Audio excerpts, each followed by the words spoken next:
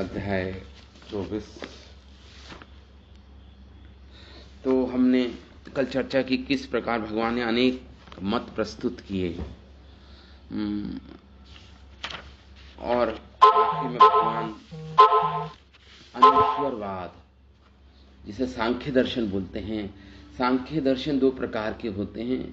एक तो श्रीमद् भागवतम में जो कपिल मुनि ने दिया वो ईश्वरवाद सांख्य दर्शन है, और एक सांख्यवाद दिया अनीश्वरवाद फिलोसफर्स ने, आचार्य। हाँ प्रभु जी, हाँ। तो अनीश्वरवाद अनीश्वरवाद जिस सांख्य दर्शन है जो अनीश्वरवाद को सपोर्ट करता है। अब भगवान उसी के बारे में बता रहे हैं कि संसार में जो ब्रह्मांड का जो सृजन होता है, उसका पालन होता है, जो उसका संहार होता है, वह ये तीन गुण कारण है उसके लिए, सतोगुण, रजोगुण और तमोगुण। और विशेषतः जो रजोगुण है जिससे संसार का सृजन होता है वही कारण है। तो इंद्र का कोई इसमें हस्तक्षेप नहीं है। रजोगुण ही कारण है वृष्टि का, जल की वृष्टि का, वर्षा का। रजसा चोदिता मेघा वर्षन्ति अंबुनि सर्वतः प्रजातये एव सिद्ध्यन्ति महा इंद्र किम करिष्यति। भगवान कह रहे हैं रजसा चोदिता मेघा, रजोगुण प्रेरित करता है मेघों को, वर्षंती अंबुनि, अपने जल को बरसाने के लिए जो कारण है, मेघों से जो जल बरसता है वह रजोगुण उसका कारण है। रजोगुण की प्रेरणा से ऐसा होता है। प्रजातये एव सिद्ध्यन्ति, और जनता को जल प्राप्त होता है। सिद्ध्यन्ति महा इंद्र किम करिष्यति, जो इंद्र है इसका क्या, इसमें क्या कर सकता है इंद्र, इसमें इस व्यवस्था में भला इंद्र को क्या लेना देना।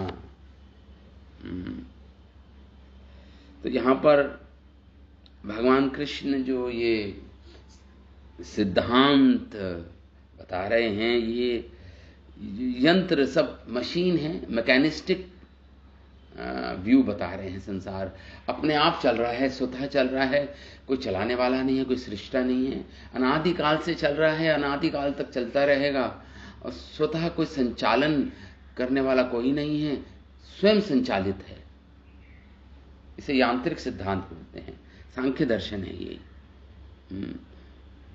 तो महान इंद्र की इसे आवश्यकता नहीं पड़ती, क्योंकि रजोगुण से प्रेरित बादल वर्षा करते हैं। तो अब यहां पे भगवान शब्द यहां पे कह रहे हैं सर्वतः। ये जो अगर इंद्र करता, अगर इंद्र के प्रेरणा से वर्षा होती बादलों से, तो भगवान कह रहे हैं सर्वतः, ये वर्षा का जल तो हर जगह बरसता है। मरुभूमि में, समुद्र में, नदियों में, पर्वतों पे, जहां पे इस वर्षा की कोई आवश्यकता नहीं है, इस जल की, वहां पे भी बरसता है। तो क्या वहां पर कोई यज्ञ करना पड़ता है क्या? जहां पे आवश्यकता नहीं होती वर्षा की, वहां पे भी वर्षा का जल बरसता है। जहां उनकी कोई आवश्यकता, मीठे जल की कोई आवश्यकता नहीं है, वहां पे भी बरसता है ये मेघ। तो इसका मतलब ये हुआ कि इंद्र कारण नहीं है वर्षा का। नहीं तो अगर इंद्र कारण होता तो वहीं पे अपने जल को बरसाता, अपने मेघों से, जहां इसकी आवश्यकता है मीठे जल की। ये यहां पे बोल रहे हैं भगवान। बादल खुले दिल से समान रूप से वर्षा करते हैं। इस प्रकार भगवान ने 6 सिद्धांत यहां पे प्रस्तुत कर दिए, 6 सिद्धांत प्रस्तुत किए। यहां पे इसका सार रूप में बता रहे हैं श्रीधर स्वामी कि भगवान ने पहला सिद्धांत प्रस्तुत किया कि कर्मे वालम, श्री कृष्ण का निज मत। तो खैर भगवान का अपना ये निज मत नहीं था, भगवान तो केवल झूठे मतों को प्रचार कर रहे हैं ताकि किसी तरह इंद्र की पूजा रुकवाई जाए। निरीश्वरवाद सिद्धांत प्रस्तुत कर रहे हैं भगवान सारे, इसमें कोई ईश्वर का अस्तित्व ना हो। अर्थात कर्मवाद के आधार पर इंद्र की पूजा आवश्यकता नहीं है, अतः जीव को सुख दुख जन्म देने वाला कर्म ही है जीव का। कर्मणा जायते जंतु, ये पहला मत था भगवान का, कर्मवाद। दूसरा मत था प्राक स्वभाववाद। प्राचीन संस्कार ही कर्म के हेतु हैं, ये दूसरा मत था भगवान का। तीसरा मत है स्वभाववत तंत्र अहोगिनः, ये इसे स्वभाववाद बोलते हैं, दूसरा मत। तीसरा मत है गुण या गुणवाद, अर्थात सतोगुण रजोगुण और तमोगुण ही सृष्टि के सभी कार्यों के हेतु हैं, के कारण हैं। ये तीसरा मत, इसे गुणवाद बोलते हैं। तो अब चौथा भगवान ने जो स्थापित किया सिद्धांत वो है कर्मांगी महेशः, कर्मांगी महेश। ये कौन सा वाद हुआ? इसे कर्मांगवाद बोलते हैं,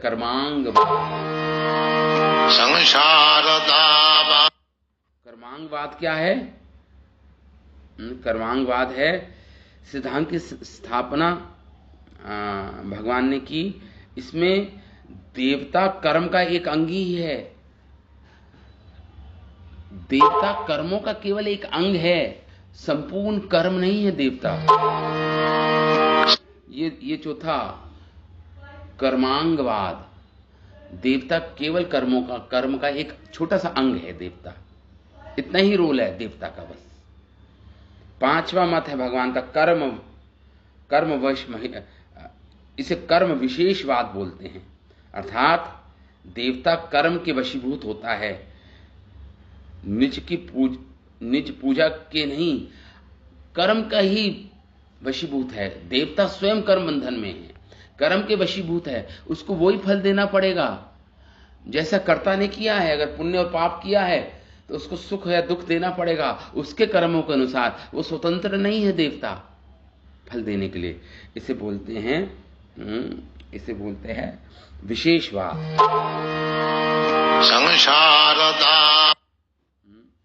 इसकी संस्थापना तो इस छठा है मत है भगवान का वार्ता, आजीविका। जो आजीविका जिससे चले वही मुख्य देवता है हमारा, जिससे हमारी आजीविका चले। इस मत की स्थापना भगवान ने की कि ब्राह्मण अध्यापन और अध्ययन करते हैं, वो उनका देवता है। क्षत्रिय पृथ्वी की रक्षा करते हैं, वो उनका देवता है। वैश्य कृषि गौरक्षा वाणिज्य ये करते हैं, वो उनका देवता है, वो उनका गुरु है, वो उनका देवता है। और शूद्र सेवा करते हैं तीनों वर्णों की, वो उनका देवता है। इसे बोलते हैं, इस मत की स्थापना जब भगवान करते हैं इसे बोलते हैं वार्तावाद, जिससे आजीविका चले, इसे वार्तावाद बोलते हैं। तो इस प्रकार भगवान कृष्ण के द्वारा ये 6 मतों का कथन हुआ है, जो कृष्ण ने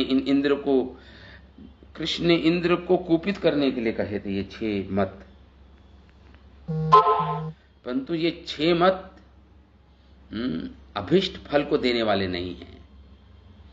6 मत, इनका सिद्धांत गलत है। इन 6 मतों का निष्कर्म ये है, मतलब कृष्ण के अर्चन में ही सबका अर्चन समाहित है। यही असली सिद्धांत ये है कि भगवान कृष्ण की उपासना में, उनकी भक्ति में ही सारे सिद्धांत समाहित हैं। सारे सिद्धांतों का समाहित समन्वय हो जाता है भगवान की भक्ति में। सारे सिद्धांत अपने आप में पूर्ण नहीं हैं, आंशिक रूप से सत्यता है उनमें, आंशिक रूप से सत्यता है। लेकिन कृष्ण भक्ति में पूर्ण रूप से समन्वय हो जाता है सारे सत्यों का, सारे सिद्धांतों के जो आंशिक सत्य हैं सबका समन्वय और सबका समाहित हो जाते हैं सारे सत्य भगवान की उपासना में, भगवान की अर्चना में। सर्वे पदा हस्ति पदे निमग्ना, सर्वे पदा सारे सिद्धांत हस्ति पदे निमग्न, सब निमग्न हो जाते हैं भगवान की उपासना में, ये भक्ति के सिद्धांत में सभी समाहित हो जाते हैं। यही निष्कर्ष निकला। तो यहां पर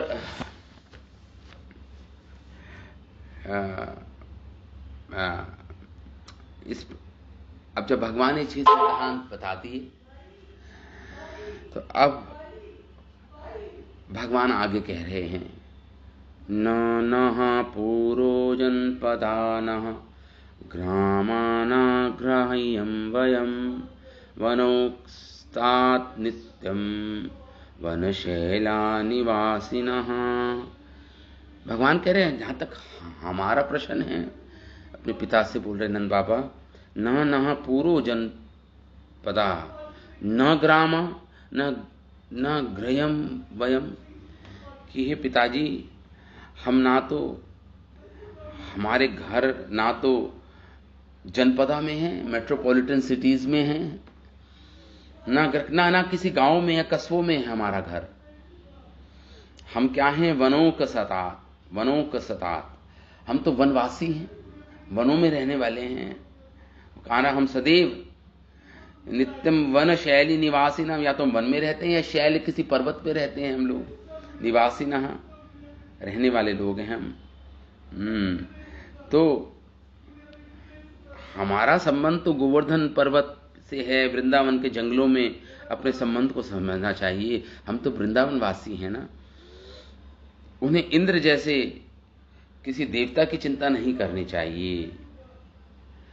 तो यहां पे भगवान अपना तर्क समाप्त करते हैं। अब अपने मन की बात बोलते हैं, जो जिसके कारण उन्होंने 6 मत प्रस्तुत किए थे।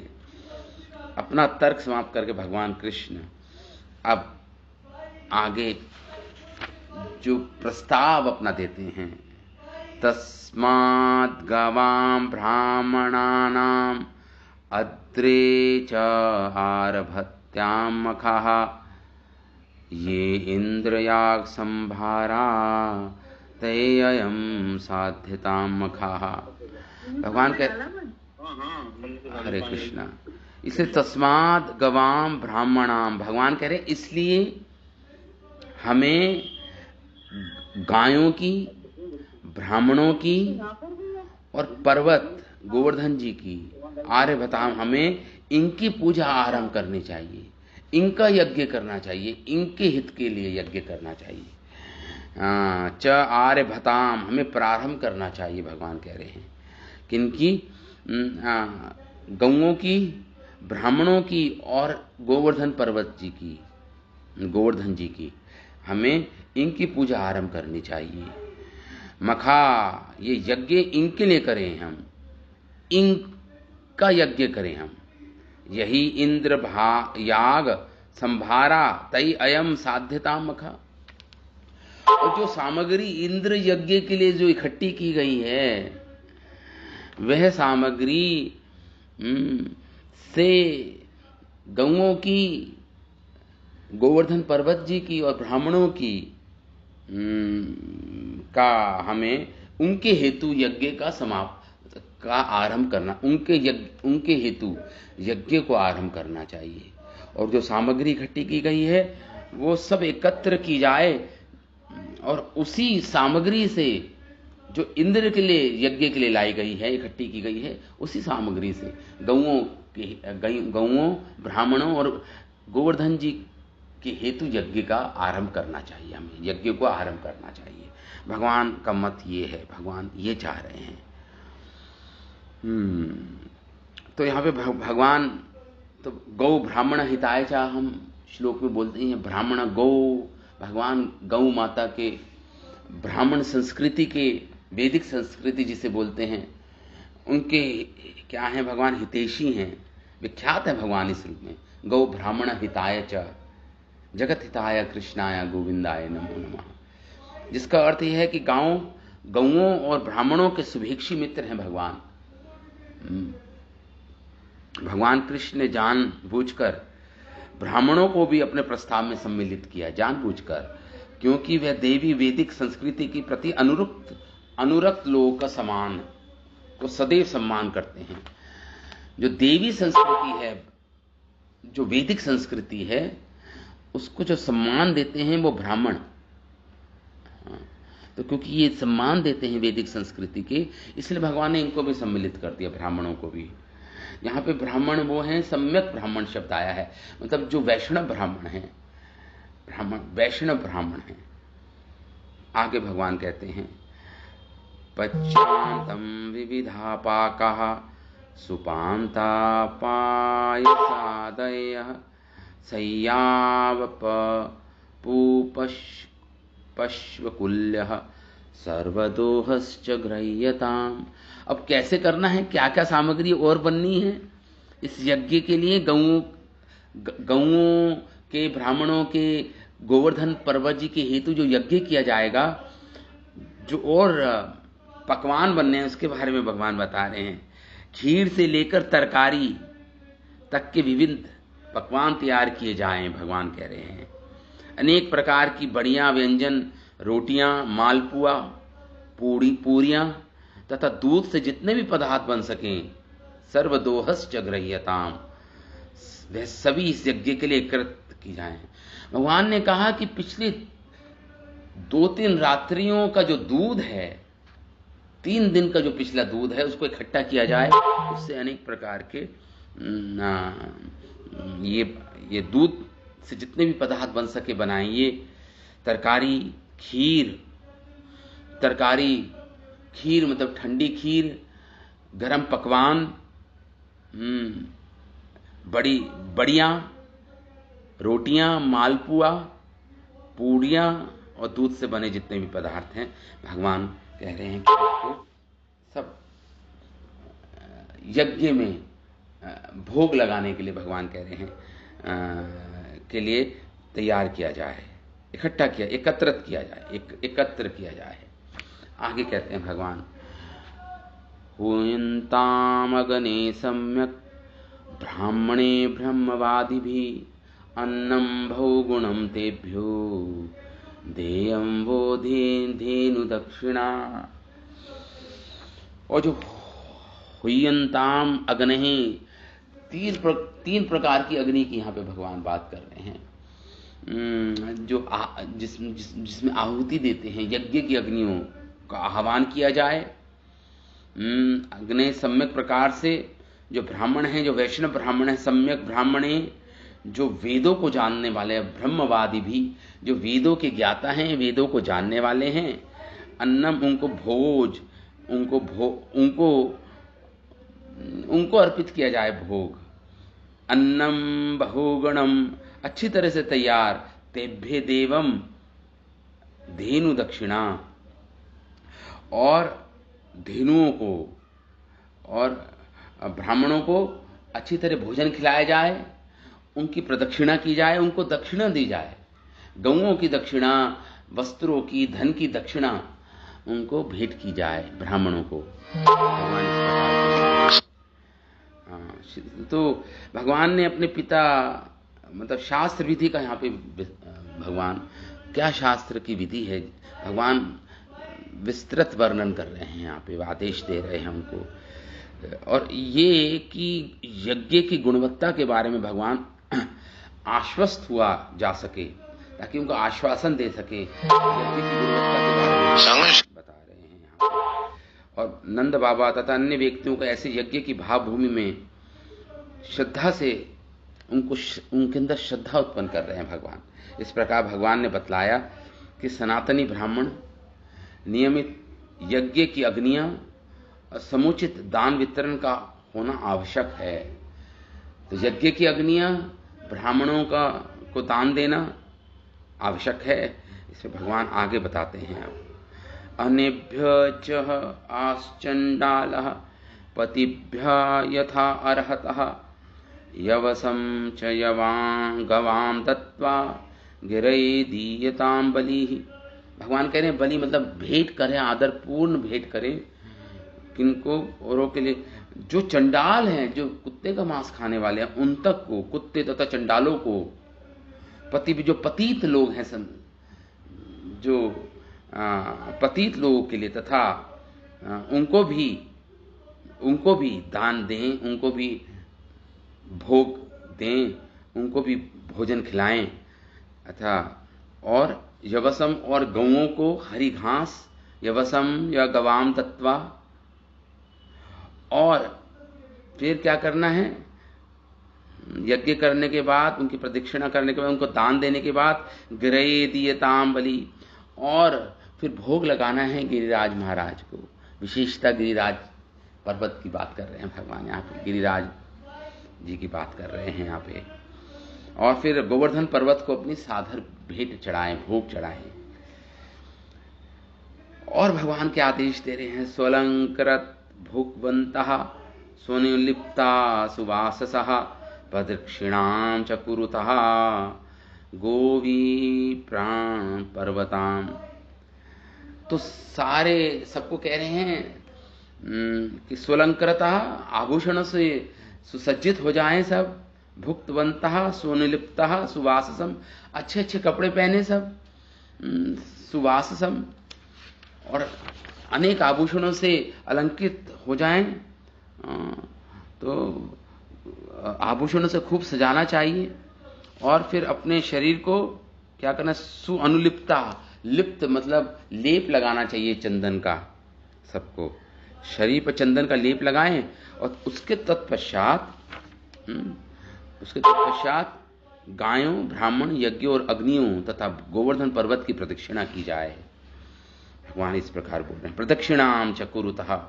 गोवी मतलब गौओं को, अनल मतलब अग्नि को, पर्वताम मतलब गोवर्धन जी की, और विप्र मतलब ब्राह्मणों की, इनकी प्रदक्षिणा की जाए।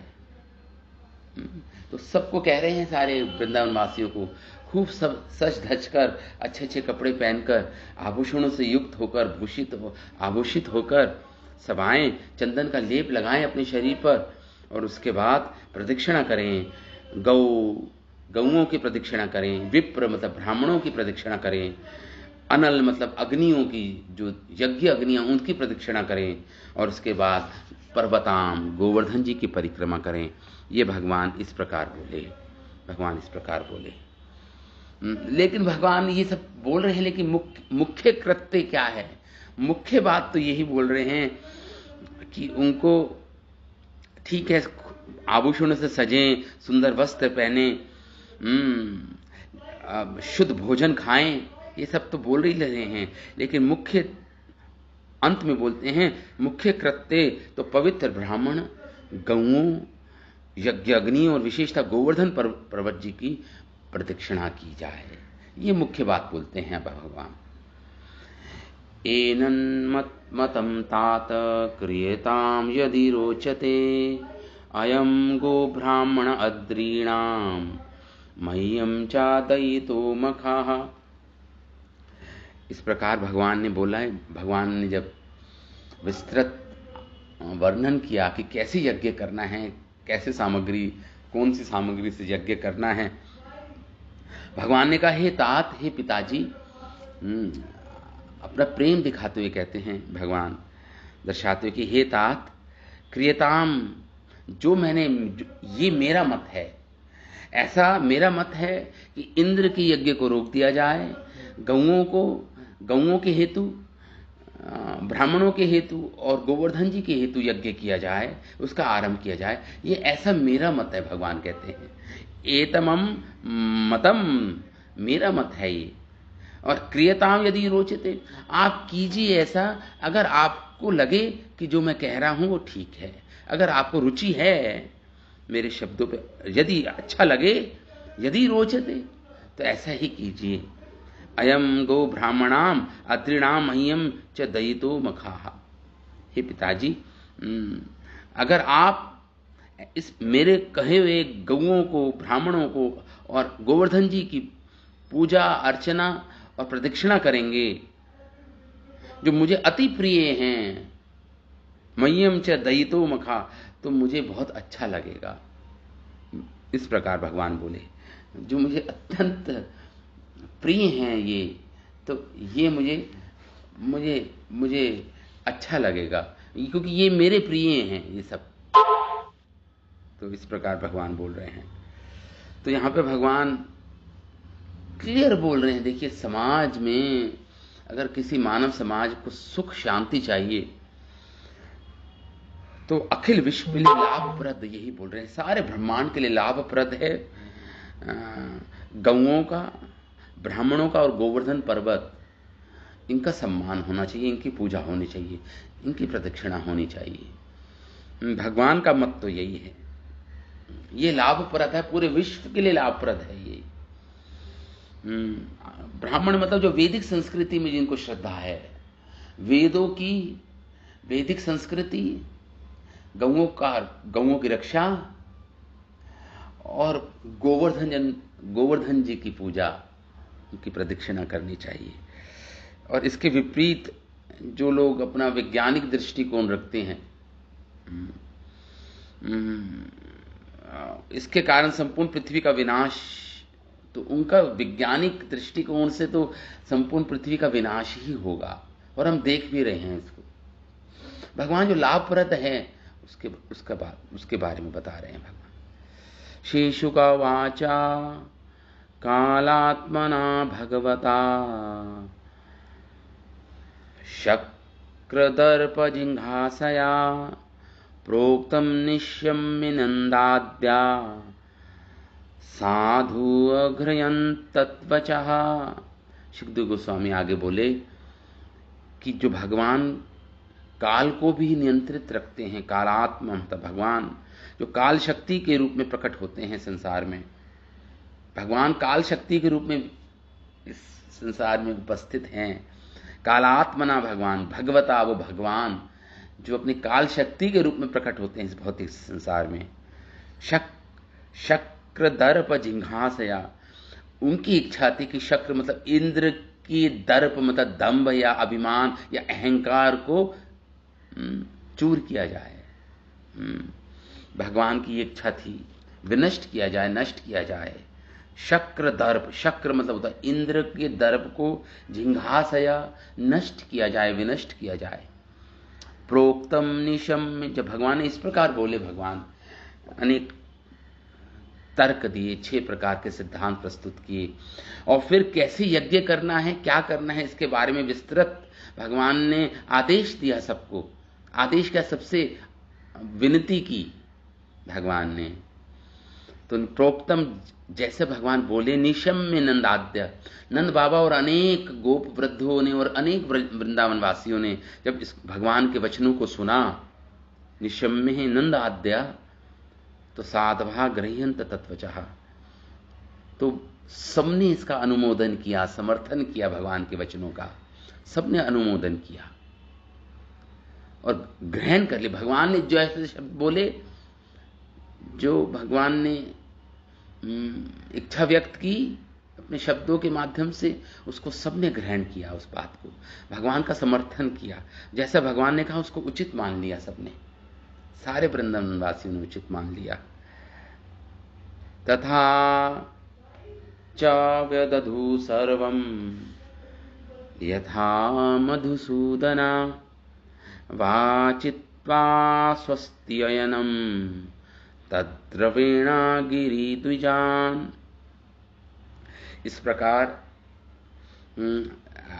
यज्ञ का आरंभ हुआ, यज्ञ संपन्न हुआ। सर्वम यथा आहा मधुसूदना, जो भी भगवान ने बोला, जो बतलाया था भगवान मधुसूदन ने, वाचित्वा ब्राह्मणों ने, तो फिर ब्राह्मणों ने स्वस्ति वाचन किया। वाचित्वा स्वस्ति अयनम, स्वस्ति वाचन मतलब मंगलाचरण किया, स्वस्ति वाचन किया। और इंद्र यज्ञ के लिए तत् द्रव्येण, जो भी द्रव्य एकत्रित किए थे, सामग्री एकत्रित की थी, उसके द्वारा ब्राह्मणों को उसको ही ब्राह्मणों को भेंट किया गया, अनेक प्रकार के उपहार दिए गए, दक्षिणा दी गई और गिरिराज महाराज को भोग चढ़ाया गया और अनेक उपहार भोग गिरिराज जी को अर्पित किए गए। गिरि द्विजान गोवर्धन पर्वत जी को अर्पित किए। उपहृत्ते बलिन सम्यक, और भगवान ने इस प्रकार भेंट किए गए। और जो उपहार थे, बलि जिसे यहाँ पे शब्द आया है, जो उपहार थे, जो भेंट थी, श्रद्धा आदर पूर्वक जो भेंट चढ़ाई गई थी, सम्यक सबको एक साथ आदर पूर्वक, गौओं को जो घास दी गई, गोधानानी, और गोधानाति मतलब गौओं को, सांडों को, बछड़ों को पुरस्कृत्य आगे करके गिरिम चक्रु प्रदक्षिणम, सब अपने छकड़ों पे चढ़ गए। जो स्त्रियां थी, गोप स्त्रियां थी, बैल के पीछे जो छकड़े लगाए जाते हैं उन पे चढ़ गए, और ब्राह्मण लोग चल रहे थे, गोप जन चल रहे थे उन छकड़ों के साथ, उन बैलगाड़ियों के साथ, और गौओं को आगे और आगे रख, गौओं का झुंड, क्योंकि इतनी सारी गौएं थी, अनंत गायें थी उस समय, इतनी गौएं थी, तो सबको आगे, सांडों को, बछड़ों को, सबको आगे रखकर पीछे बैलगाड़ियों पे चढ़कर प्रदक्षिणा आरंभ की। गोवर्धन जी की प्रदक्षिणा आरंभ की उन्होंने। गिरि चक्रु प्रदक्षिणाम, गोवर्धन जी की प्रदक्षिणा परिक्रमा आरंभ की उन्होंने। तो यहां पे हमारे आचार्यजन कहते हैं कि जो वृंदावन वासी हैं, ये तो भगवान कृष्ण के भक्त हैं ना, सब थे, यही उनके जीवन का सार समाहार था, यही उनके जीवन का सार है, भगवान की भक्ति। भगवान के नित्य संगी हैं सबके होने के कारण उन्हें इंद्र या किसी यज्ञ अनुष्ठान का में कोई सारोकार नहीं था, ना ही वे भगवान कृष्ण द्वारा कहे गए सांख्य दर्शन में कोई रुचि लेते थे, जो छह दर्शन भगवान ने जो प्रस्तुत किए, ना तो उनमें उनको कोई रुचि थी। लेकिन जब भगवान ने कहा कि मुझे प्रिय है ये सब, तो सब तुरंत मान गए। भगवान की तर्कों से नहीं माने, इंद्र के यज्ञ से उनका कोई सारोकार नहीं था। वह तो कृष्ण को केवल प्रेम करते थे और प्रगाढ़ स्नेहवशी उन्होंने, कृष्ण ने जो बोला, भगवान ने जब कहा उनसे कि जैसे आपको अच्छा लगे वैसा करें, यत इच्छसी तथा करो, गीता में भी भगवान कहते हैं अर्जुन मैंने पूरा गीता का आदेश दिया, अब जैसी तुम्हारी इच्छा है करो, स्वतंत्र हो तुम, जैसी इच्छा है तुम्हारा करने की, जैसे तुम करना चाहते हो, यद इच्छसी तथा करो। यहां पे भी भगवान कह रहे हैं, पिताजी हे नंद, गोप वृद्धों को कह रहे हैं जो वृंदावनवासी हैं कि मुझे प्रिय है, मेरी ऐसी इच्छा है, अब जैसा तुम्हें करना कीजिए। तो यहां पे तुरंत सबने अनुमोदन किया भगवान के शब्दों का, सब मान गए, भगवान के शब्दों को मान दिया सबने और मान गए सब। और क्यों? क्योंकि प्रगाढ़ स्नेहवश के कारण, जो प्रेम है उनका भगवान के प्रति, उसके कारण उन्होंने वैसे ही किया जैसे भगवान ने कहा वैसे ही किया उन्होंने। तो यही उनकी इसे बोलते हैं सरलता। ये जो प्रेम से स्नेहिल उनका हृदय था, प्रेम से विभल रहते थे, भगवान के प्रेम में विभल रहता था उनका हृदय, ये उनकी प्रेम मानसिकता ऐसी ही थी वृंदावन वासियों की। और वो कोई संकीर्ण हृदयता या कोई अज्ञान नहीं थी उनमें, क्योंकि वो किसी संकीर्ण हृदयता या अज्ञान के कारण भगवान ने जो बोला वो मान गए, ऐसी बात नहीं थी। उनकी मानसिकता, उनका प्रेम ही कारण बना भगवान की बात मानने का, क्योंकि वे परम पूर्ण सत्य के प्रति अनुरक्त थे, जो अपने में संपूर्ण ब्रह्मांड समाये हुए हैं भगवान। इस प्रकार वृंदावन वासियों ने निरंतर सभी सत्यों के आधारभूत सर्वोच्च अनिवार्य सत्य तथा स्वयं कृष्ण का अनुभव किया, जो समस्त कारणों के कारण हैं, सब कारणम, और जगत का पालन करने वाले हैं भगवान। वृंदावन वासी उन परम सत्य की प्रेम भक्ति से अभिभूत थे। अतः वे समस्त प्राणियों में परम भाग्यशाली, परम बुद्धिमान और परम व्यवहारिक थे। ये वृंदावनवासी कोई अज्ञानता, कोई संकीर्ण हृदय वाले नहीं थे जिसके कारण इन्होंने भगवान ने जैसा कहा वैसा माने। अपितु ये परम भाग्यशाली थे। ये ब्रजवासी सारे परम बुद्धिमान थे, भगवान की बात मान गए, और परम व्यवहारिक थे। ये सब के सब कुशल व्यवहार, कुशलता थी इनमें, व्यवहारिक थे। इसलिए भगवान की बात जैसा भगवान ने कहा वैसा ही किया इन्होंने। अनांसी अंगुत युक्तानि ते चारुह स्वलंकृता गोप्यश्च कृष्ण वीर्याणि गायन्ति सह द्विजाशिषः। प्रदक्षिणा आरंभ हुई गोवर्धन जी की। सब स्त्रियां, गोपियां सब छकड़ों पे चढ़ गई बैलगाड़ियों में। आगे गऊओं को, बछड़ों को, सांडों को रखा गया। पीछे बैलगाड़ियां थी जिसमें ये छकड़े जुड़े हुए थे। उन बैलगाड़ियों में उन पे बैठ गई और बहुत सुंदर आभूषणों से अलंकृत स्त्रियां, गोपियां थी। और क्या कर रही थी? कृष्ण वीर्यानि गायन्ति। कृष्ण की जितनी भी लीलाएं हुई अभी तक उनका गायन कर रही थी, भगवान का यशोगान करती हुई गा रही थी ये अपने अपने छकड़ों पर बैठकर। ये गोपियां कृष्ण वीर्यानि गायन्ति, कृष्ण की लीलाओं का गायन कर रही थी ये गोपियां। सच धज के बैठी, सुंदर वस्त्र पहने हुए सबने, और साथ साथ चल रहे थे कौन? ब्राह्मण जन, जो स्वस्ति वाचन शब्द बोल रहे थे। सबको आशीर्वाद के रूप में, सबका मंगल करने के लिए स्वस्ति वाचन का उच्चारण हो रहा था, स्वस्ति वाचन हो रहा था। तो साथ साथ गौओं, इन गोपियों का गायन और स्वस्ति वाचन दोनों ध्वनियां मिल रही थी। बहुत सुंदर दृश्य वहां पे प्रकट हुआ। सुंदर ध्वनि खिल रही थी, स्वस्ति वाचन ध्वनि और इन गोपियों के द्वारा कृष्ण लीला का गायन, दोनों ध्वनि मिल रही थी। तो बहुत ही दोनों समामेलित हो गई थी दोनों ध्वनियां। आगे कह रहे हैं सुखदेव गोस्वामी, कृष्णं कृष्णः तु अन्यतमं रूपं गोपविश्रभणं गतः शैलोस्मिति भ्रुवन् भूरि बलिमादत् बृहत् वपुः। अब जब प्रदक्षिणा पूर्ण हुई गोवर्धन जी की, तो भगवान ने जो भोग चढ़ाए थे, भगवान ने एक अन्य रूप को धारण किया। गोवर्धन जी के ऊपर ही एक और रूप धारण किया। भगवान कृष्ण ने स्वयं गोवर्धन जी का रूप धारण कर लिया। भगवान ने स्वयं, मतलब गोवर्धन जी को और विस्तार कर दिया। गोवर्धन जी के ऊपर ही गोवर्धन जी का एक और रूप धारण कर लिया भगवान ने। कृष्णम अन्यतमम रूपम, एक अन्य रूप धारण किया भगवान ने गोवर्धन जी के रूप में। भगवान अभूतपूर्व विशाल रूप धारण किया भगवान ने। क्यों किया?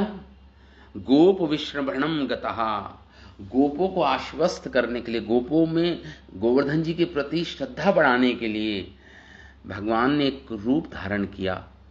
और भगवान सारे पकवान खाने लगे। जो भोग चढ़ाए थे भगवान को, 56 भोग, वो भगवान ग्रहण करने लगे। गोवर्धन जी के समीप जो भोग लगाया जा रहा था, बहुत ही बड़ी मात्रा में भोग, सब भगवान, मतलब गोवर्धन जी भोग को खा रहे हैं। और तो और जो नंदगांव में, बरसाना में जो वहां पे नहीं आ पाए थे, जो मन में ही जो तैयारी कर रहे थे और मन ही मन में या वो भेंट चला रहे थे अपने मंदिर में, नंदगांव में, बरसाना में, उनको भी भगवान ने लंबे लंबे हाथों से उस प्रसाद को भी ग्रहण कर लिया। भगवान ने सारे प्रसाद, ब्रज में पूरा जो 84 कोस में जो भी प्रसाद भगवान को, गोवर्धन जी को भेंट किया जा रहा था, सबको ग्रहण कर लिया, सबको ग्रहण कर लिया भगवान ने। और भगवान गोवर्धन जी के रूप में एक और विस्तार भगवान का रूप धारण, भगवान ने रूप धारण किया और भगवान बोले शैलो स्मिति भ्रुवन भूरी, मैं ही गोवर्धन हूं, मैं गोवर्धन हूं, मैं गोवर्धन पर्वत हूं। इस प्रकार भगवान बोले। शैलो स्मिति भ्रुवन भूरी बलिमादत बृहत वपु, लाओ मुझे और भेंट दो, मुझे प्रचुर भेंट। भगवान ने कहा और दो, अनियोर और लाओ। भगवान भोग और मांग रहे हैं।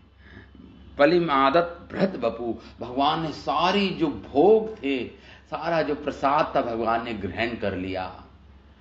भगवान ने सारी भेंट क्या कर ली? ग्रहण कर ली, खा ली सारी भेंटों को, सारे प्रसाद को खा लिया भगवान ने।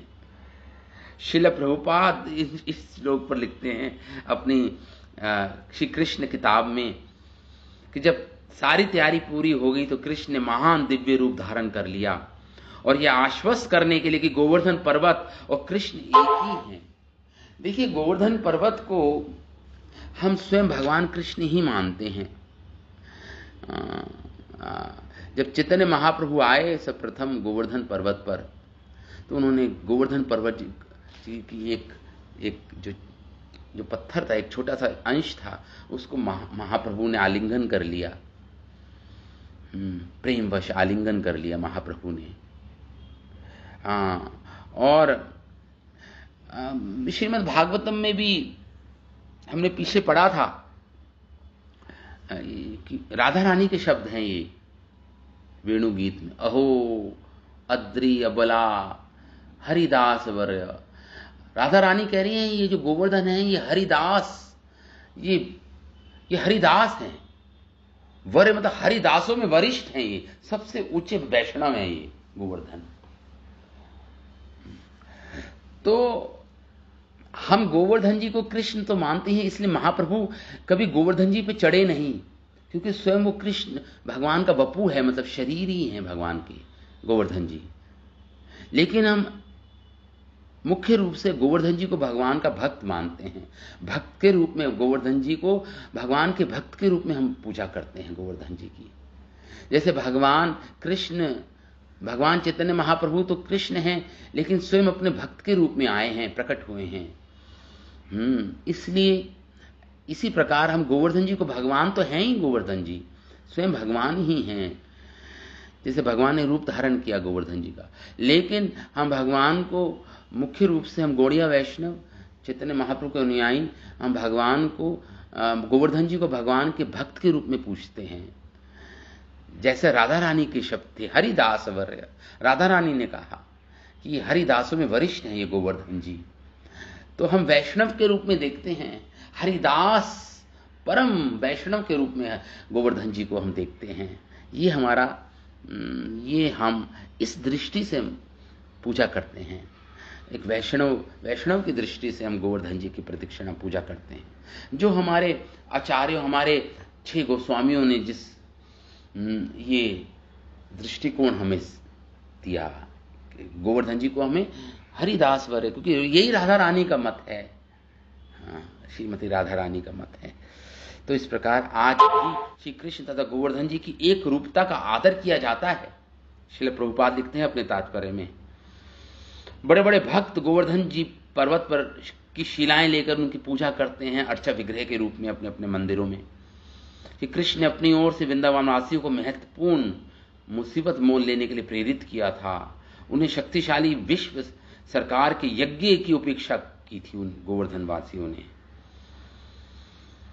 तो इसलिए तस्मै नमो व्रजजने सह चक्र आत्मने अहो पश्यत शैलोस्मि रूपीन अनुग्रहम व्यधात। तस्मै, अब भगवान प्रणाम कर रहे हैं गोवर्धन जी को। देखो, भगवान ने गोवर्धन जी का के ऊपर ही एक गोवर्धन जी की बड़ी उनका विस्तृत रूप से भगवान अपने शरीर का विस्तार कर लिया था, और भगवान सबको कह रहे हैं प्रणाम करो गोवर्धन जी को, प्रणाम करो। देखो गोवर्धन जी सब कुछ खा रहे हैं, तुम्हारा भेंट किया हुआ भोग, देखो सब कुछ खा रहे हैं गोवर्धन जी, इतने बड़े देवता हैं गोवर्धन जी। तो भगवान कह रहे तस्मै नमो व्रज जने, हे ब्रजवासियों प्रणाम करो गोवर्धन जी को।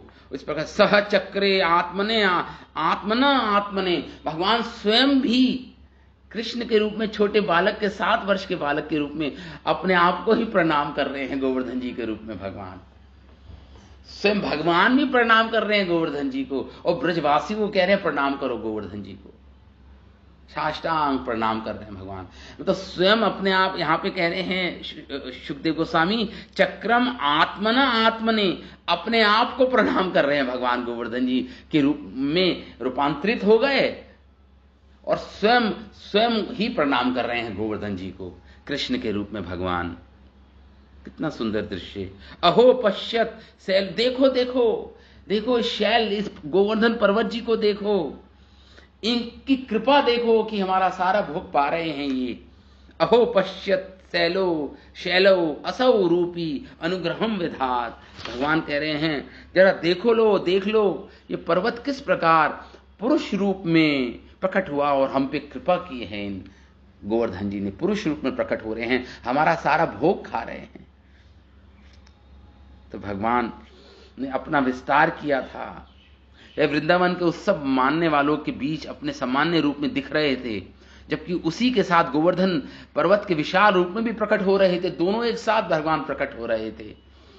इस तरह बालक कृष्ण ने ब्रजवासियों को अपने गोवर्धन पर्वत रूपी नए अवतार के समक्ष नमन करने को कहा, और सबको बतलाया कि गोवर्धन जी के इस देवी रूप ने उन पर महत कृपा की है, हम सब ब्रजवासियों पर। भगवान कृष्ण के विस्मयकारी कार्यकलाप इस प्रकार थे। ये लीलाएं हैं भगवान की। तो गोवर्धन जी के प्रति श्रद्धा को बढ़ाने के लिए ऐसा किया भगवान ने। आगे शुकदेव गोस्वामी कह रहे हैं, एषः अवजानथ मृत्याम कामरूपी वनौकसः हन्ति ही अस्मे नमस्याम शर्मणे आत्मना गवाम।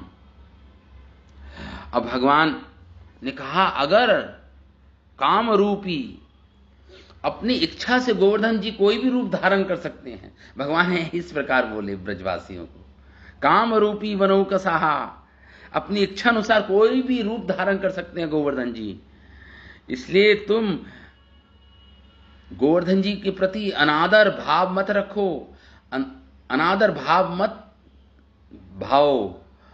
श्रद्धा रखो, नहीं तो गोवर्धन जी तुम्हें क्या करेंगे, कह रहे हैं भगवान, हंती, तुम्हारा अहित कर देंगे गोवर्धन जी, ऐसा बोल रहे हैं भगवान।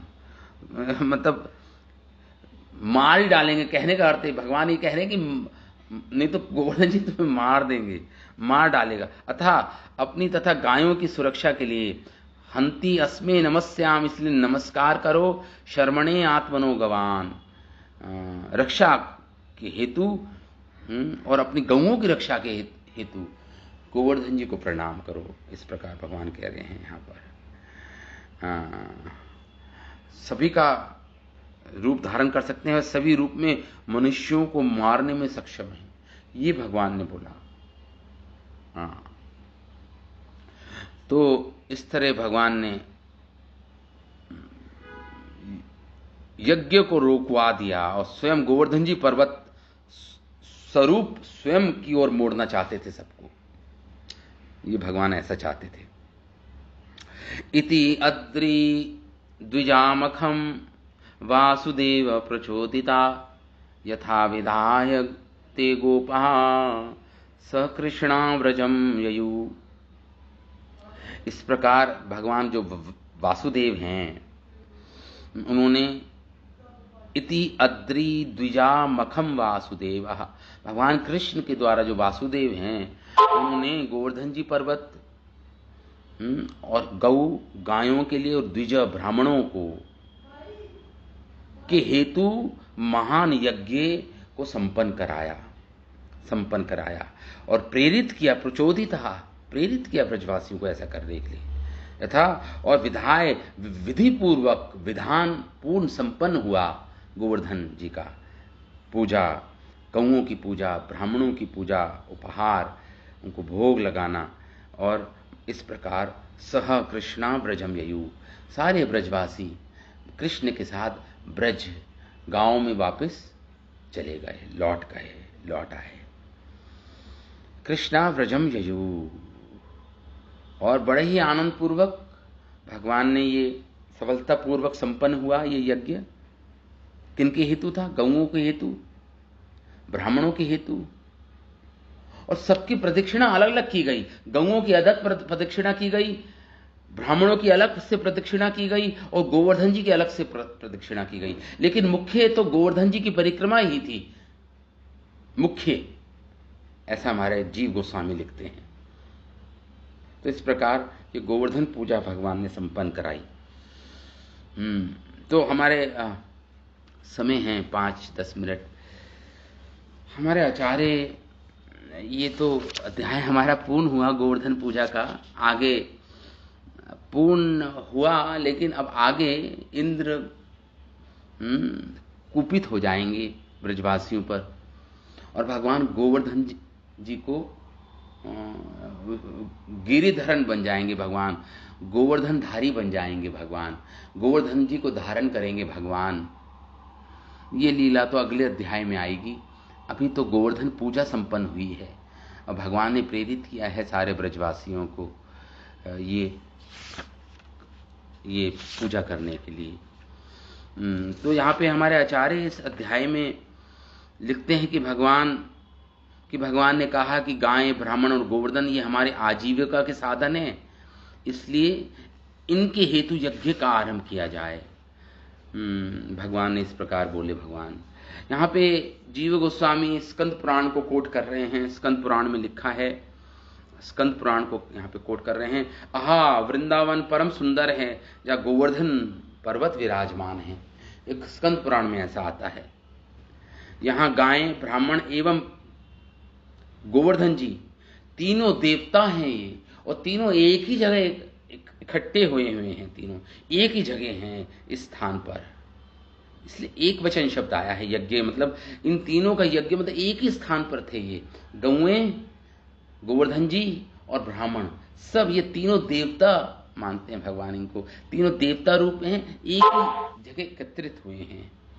यहाँ पे इस प्रकार वर्णन और गोवर्धन जी की महिमा दिखलाई गई, और कृष्ण ने उनसे अपना अभेद दिखाया कि मैं ही गोवर्धन हूं। तो इस प्रकार मुख्यतः यद्यपि वृंदावन में नंदगांव और अन्नकूट और मतलब बरसाना, थौलीशिला, सौगंधित आदि पर्वत विराजमान हैं, लेकिन गोवर्धन जी को जब यहाँ पे शैल की बात हो रही है पर्वत की, तो यहाँ पे हमें गोवर्धन जी ही समझना चाहिए। ये गोवर्धन जी की बात हो रही है। और श्रीमद् भागवतम के पंचम 5th कैंटो में भी कुल पर्वतों की गणना में भारतवर्ष में आदर स्वरूप में पर्वतों में गोवर्धन जी को मुख्य होने का उल्लेख दिया है। गोवर्धन जी ही मुख्य पर्वत हैं, ऐसा उल्लेख श्रीमद् भागवतम के 5वें स्कंद में भी आता है। और लोक और शास्त्र दोनों ही उनकी पूजन प्रसिद्ध है। गोवर्धन जी की पूजा करने के बाद इसी पर्वत को उठाया गया, ऐसा आगे वर्णन किया जाएगा।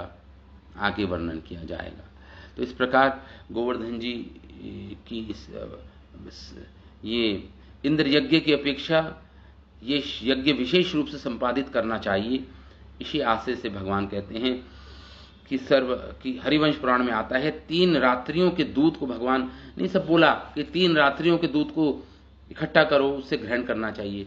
श्रीधर स्वामी भी ये बोल रहे हैं। तो इस प्रकार 3 प्रकार की अग्नियां, ग्राह्य पत्ते, विखानस और दक्षिणा अग्नि, ये 3 प्रकार की यज्ञ की अग्नियां होती हैं। उसको जीव गोस्वामी और विस्तृत रूप से हमें बता रहे हैं। उस पे आहुति दी गई इस यज्ञ में। तो इस प्रकार गौओं को आगे रखकर गिरिराज की स्वतंत्र परिक्रमा की गई। गायों की महिमा भोजन के पूर्व ही कर दी गई। गायों की परिक्रमा भोजन के पूर्व ही कर दी गई, जिससे निवृत्त होकर गोवर्धन जी के महाभोजन का समाधान निश्चित रूप से किया जा सके। तो गोवर्धन जी की ब्राह्मणों की पूजा और परिक्रमा पहले ही कर दी गई, गौओं की और ब्राह्मणों की। गोवर्धन जी की अंत में की गई, और फिर सबने गोवर्धन जी की परिक्रमा के बाद सबने प्रसाद पाया वहां पर परिक्रमा के बाद। हे तात, यदि आपका मुझ में स्नेह है तो जैसा मैंने कहा वैसा ही कीजिए। यदि अच्छा लगे, ये यज्ञ मेरा भी कल्याण करने वाला है। भगवान बोलते हैं मैंने किसी प्रकार अपने हित का भी विचार, मैंने इसी प्रकार किसी प्रकार अनुभव कर आप लोगों को ये बताया, आपका कर्तव्य है ये यज्ञ करना, और मैं जानता हूं कि एकमात्र आपका कर्तव्य मेरे हित के लिए है, और मुझे आप सब मेरे हितैषी हो। भगवान इस प्रकार बोले, इसलिए मैंने जो आपसे प्रार्थना की वैसा ही कीजिए। तो इस प्रकार भगवान ने ये अपना यज्ञ पूर्ण करवाया। आगे भी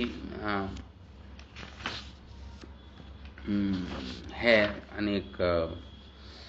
तो इस प्रकार हमारा ये अध्याय पूर्ण हुआ। इस पे हमारे और थोड़ी कमेंट्रीज हैं आखिरी श्लोकों पर, वो आप समय मिले तो सारा दर्शनी टीका पढ़ लीजिएगा श्रील विश्वनाथ चक्रवर्ती ठाकुर की। तो यहाँ पे हम विराम देते हैं कथा को। कल हम मंडे को मे बी हम भगवान गिरिराज पर्वत को उठाएंगे, वो लीला का हम श्रवण करेंगे, पठन करेंगे अगले क्लास में। ठीक है, अभी हम विराम देते हैं इस कथा को यहीं पर। श्रीमद् भागवतम महापुराण की जय, शिला वेद व्यास मुनि की जय, शिला सुखदेव गोस्वामी की जय, शिला प्रभुपाद की जय, अनंत कोटि वैष्णव वृंद की जय। हिताय गौर प्रेमानंद।